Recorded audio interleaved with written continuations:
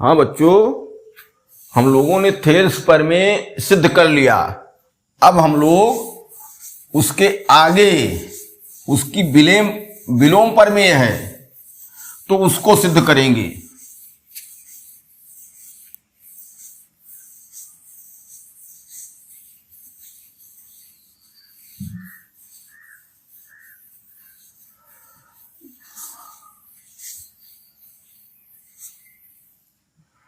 तो ये जो है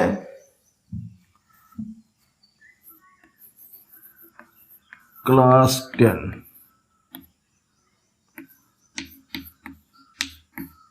गणित, ठीक,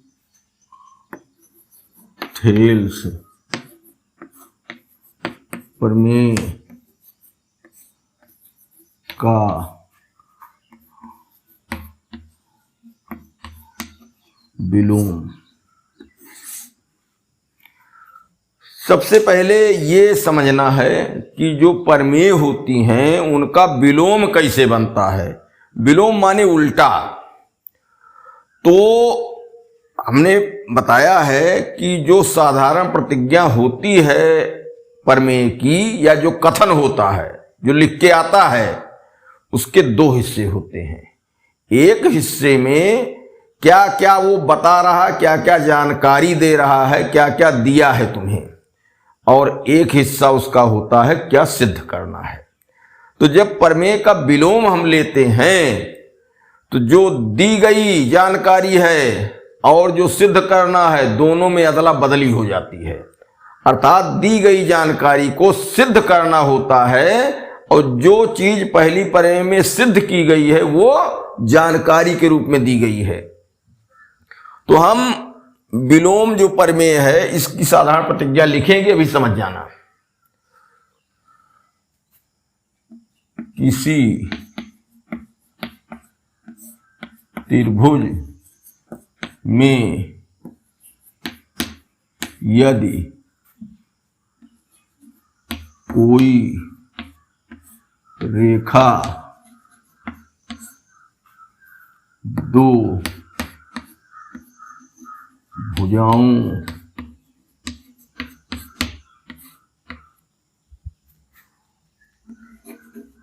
को समान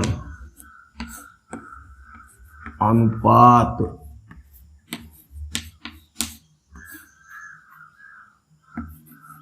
में बांटती है तब वह रेखा तीसरी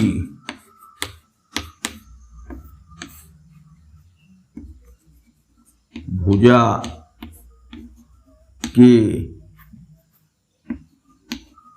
समांतर होती है। अब इसी में हम लोगों को विलोम और थेल्स प्रमेय दोनों। थेल्स प्रमेय में कहा गया था कि त्रिभुज में एक भुजा के समांतर खींची गई रेखा, एक भुजा के समांतर खींची गई रेखा, त्रिभुज की तीनों भुजाओं में से कोई एक भुजा के समांतर रेखा खींची गई है। तब क्या किया था उसने, रेखा ने दो भुजाओं को तोड़ा था और दोनों भुजाओं के टुकड़ों का अनुपात बराबर था। यहां इन्होंने कह दिया, उल्टा कर दिया कि अगर कोई रेखा दो भुजाओं को समान अनुपात में तोड़ती है तो वो तीसरी भुजा के समांतर होती है। थेल्स प्रमेय में पहले समांतर थी तो समान अनुपात में बांटा, और यहां क्या है, उसका उल्टा, समान अनुपात में बांटा। अनुपात लिखने के लिए हमको मौका है और समांतर सिद्ध करना है। यह है विलोम में ठीक उल्टा हो जाएगा। जो दिया है वो सिद्ध करने वाली हेडिंग में, और सिद्ध करने वाली हेडिंग का जो कथन है या जो तथ्य है वो किसमें? दिया वाले में चला जाएगा। इसमें एक त्रिभुज देखो बनाया जाए,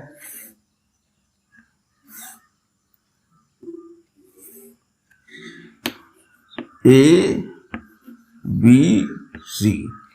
यहां थोड़ा हम देख लें, ये तथ्य महत्वपूर्ण है और ये महत्वपूर्ण है, अंडरलाइन जो कर रहे हैं। समान अनुपात दिया है और समांतर सिद्ध करना है, एकदम थेल्स का उल्टा है। इसमें क्या हुई, एक ये भुजा है डी ई, मान लो डी ई। तो अब क्या दिया है, दिया है क्या? त्रिभुज एबीसी दिए है, त्रिभुज एबीसी में डीई AB व AC को निम्न प्रकार बांटती है। क्या होगा? AD बटे DB बराबर AE बटे EC। अरे भाई, ये टुकड़े दोनों हुए हैं इसके, ये टुकड़े दोनों हुए हैं इसके। तो शेष प्रमेय में टुकड़ों का अनुपात बराबर सिद्ध किया गया था, और इसमें कह रहा है कि जो रेखा है वो समान अनुपात में इनको बांट ही रही है। तो खुद क्या है फिर? ये समांतर है, ये सिद्ध करना है, सिद्ध करना है। क्या? DE समांतर BC। DE जो रेखा है वो BC के समांतर है। अब रचना है इसमें,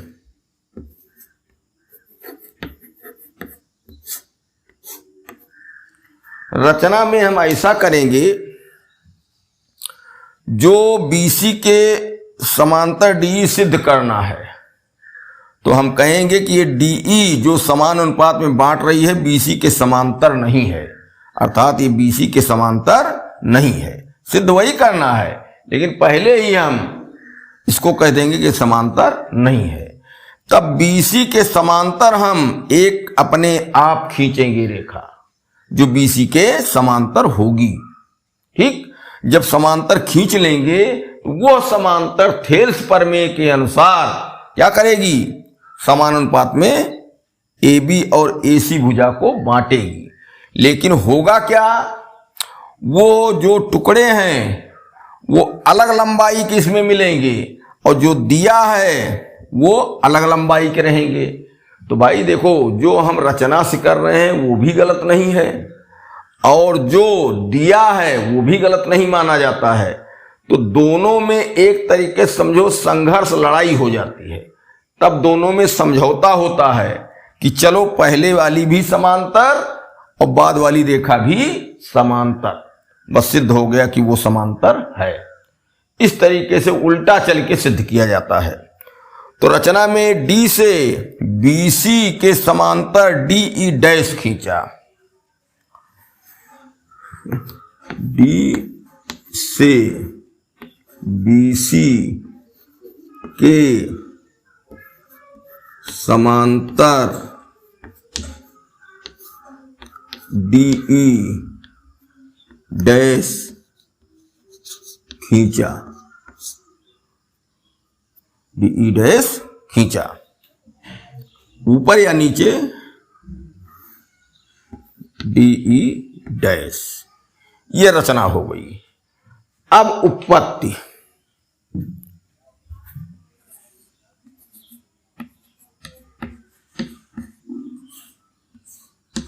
पथ में एक बार सरसरी तौर पर सुन लो।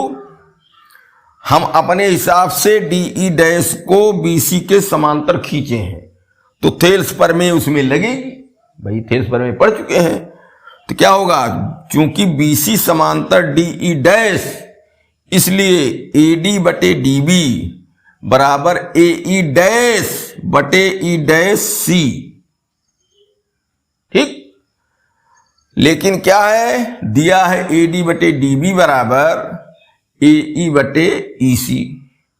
तब कहेंगे अतः चित्र के अनुसार ऐसा तभी संभव होगा जब E डैश और E बिंदु इकट्ठे हों, संपाती हों, दोनों बिंदु इक्के पर तर ऊपर पड़े। इसका मतलब क्या हुआ कि अगर DE डैश समांतर है तो DE भी समांतर है। बस इसी में सिद्ध। अब यहां लिखा जाए, क्योंकि DE डैश समांतर BC रचना से, रचना इतना किए हैं, रचना से, इसलिए थेल्स प्रमेय से क्या हुआ, AD बटे DB बराबर AE डैश बटे E डैश C। ये भाई हम तो अपने हिसाब से लिखेंगे, हमने DE डैश को समांतर खींचा है ना, तो थेल्स प्रमेय लगाए। अब मामला ये फंस रहा है कि AD बटे DB बराबर AE बटे EC, तो जो दिया है वो भी गलत नहीं है, उसको भी सही हम मानेंगे, किंतु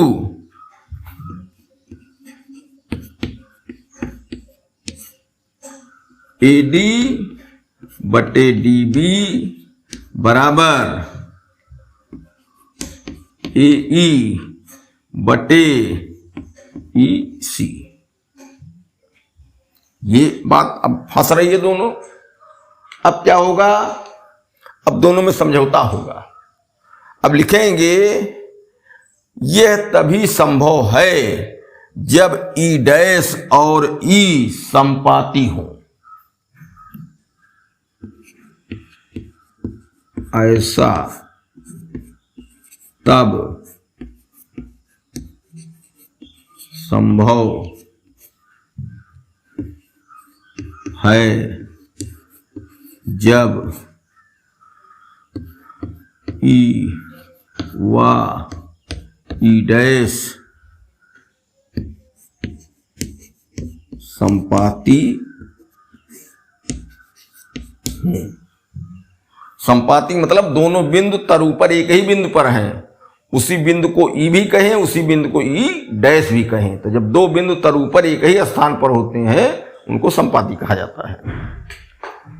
तो संपाती हों इसलिए E व E डैश के संपाती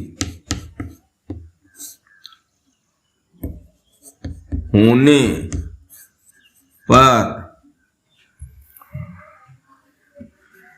BC के समांतर क्या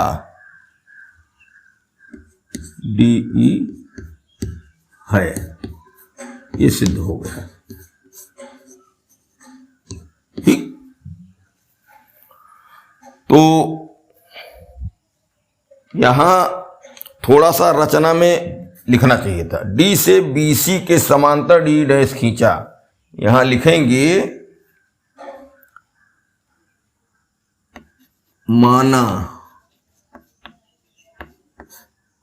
BC समांतर नहीं है DE के। समांतर वाले चिन्ह को काट दिया हमने, जो समांतर वाला चिन्ह कट गया तो BC के समांतर क्या DE नहीं है। तब क्या हुआ, D से BC के समांतर DE खींचा, बस हो गया। अब हम लोग इसमें थोड़ा सा थेल्स प्रमेय के कुछ अलग तथ्य प्राप्त होते हैं गणना के लिए, इसलिए उसको देख लें। ये प्रमेय तो समाप्त हो गई।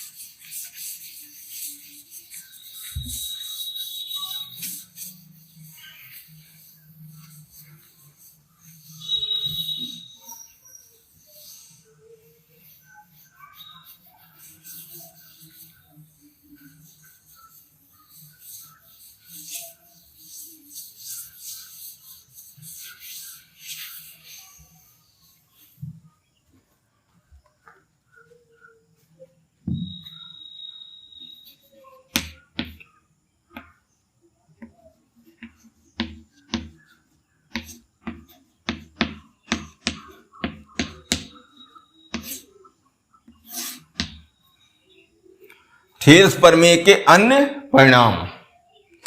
यहां से देखो, ये सवालों में आगे हल करने के लिए बहुत मददगार है। जैसे एक ये त्रिभुज है, ए बी सी, और ये यम एन बी सी समांतर यम एन, ये दिया है। तो थेल्स प्रमेय अपने आप लगेगी। तो क्या हुआ, थेल्स प्रमेय से एम बटे यम बी बराबर एन बटे एन सी, ये परिणाम मिलता हमको। यही मुख्य परिणाम है थेल्स प्रमेय का, मूल यही है, यही शुरू होता है। अब ये समझो समीकरण 1 है, इसके दोनों पक्षों में अगर हम बराबर मान जोड़ दें तो कोई हर्ज है नहीं। भाई समीकरण के दोनों पक्षों में बराबर कोई चीज जोड़ी जाए या बराबर कोई चीज घटाई जाए तो समीकरण पर कोई असर नहीं पड़ता है। हम दोनों में एक एक जोड़ दें, ठीक। यदि एम बटे एम बी प्लस 1 बराबर एन बटे एन सी प्लस 1, क्या है भाई, दोनों तरफ हमने एक एक जोड़ दिया। देखो कुछ नया मिलेगा।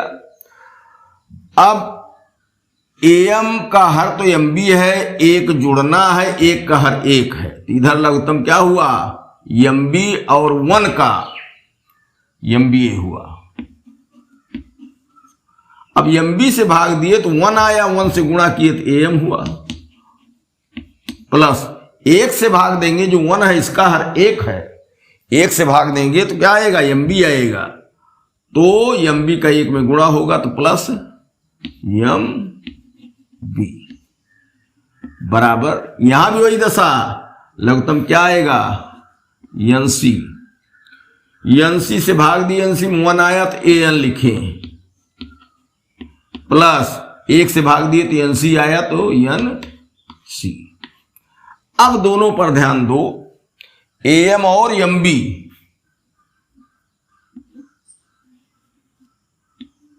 एम और एम बी दोनों जुड़ रहे हैं तो पूरी भुजय हो जा रही है। अर्थात एम जो हम लिखते थे वो ए बी लिखने का मौका हमको मिल रहा है, दोनों को जोड़ दो तो यहां ए बी नहीं बन गया, चित्र में देखो भाई, तो ये हो गया क्या, ए बी बटे एम बी।